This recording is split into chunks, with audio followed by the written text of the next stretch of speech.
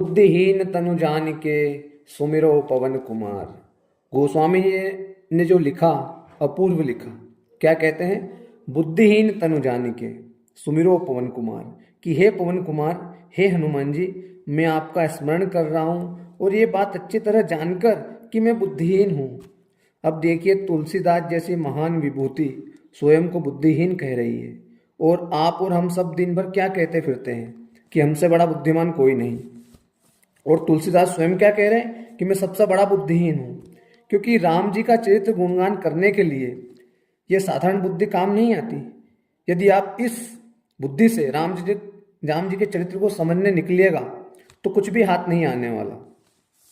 क्योंकि जो बुद्धि के पार के हैं उनको इस बुद्धि से कैसे जानिएगा? तो बुद्धि के पार जाना है। तो वो खुद कह रहे हैं गोस्वामी जी कि मैं बुद्धिहीन हूँ। वो कह रहे हैं मुझे बल दो, बुद्धि दो। बल चाहिए ही चाहिए। बल कौन सा? आत्मिक बल। कोई शारीरिक बल नहीं मांग रहे तुलसीदास जी, कोई पहलवान से कुश्ती नहीं लड़नी। आत्मिक बल वो सबसे अधिक आवश्यक होता है आध्यात्म की यात्रा में। और क्या बड़ा कि भीतर का गहरा संकल्प। यदि वो ना हो तो आप आध्यात्म की यात्रा नहीं कर सकते। बुद्धिहीन तनु जान के सुमिरो पवन कुमार, बल बुद्धि विद्या देहु मोहे। अब विद्या भी दो, क्योंकि बिना विद्या के आप ज्ञान प्राप्त नहीं कर सकते। वो जो भीतर का गहरा ज्ञान है वो माँ सरस्वती की कृपा से ही प्राप्त हो सकता है।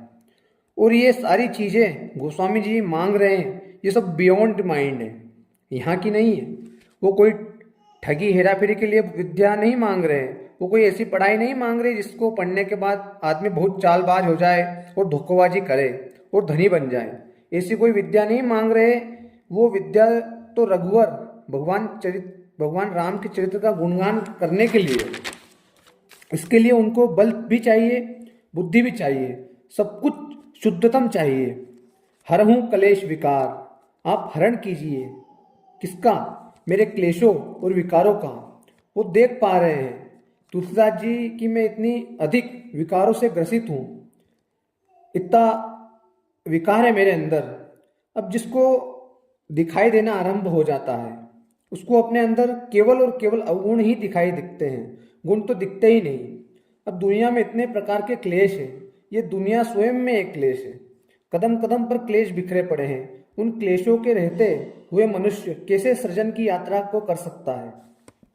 गोस्वामी जी लिखने तो बैठे हैं रामचरित्र, कैसे लिखें? यदि पूरा दिन व्यक्ति तनाव में हो, क्लेशों में हो, विकारों से ग्रसित हो, उसके वशीभूत हो, तो कैसे लिखे? कुछ भी नहीं लिख सकता। तो पहले क्लेशों को दूर करना बहुत आवश्यक है। सारा क्लेश किनका होता है? मन का। तो मन को पहले आप उस मजबूत स्थिति में ले आइए।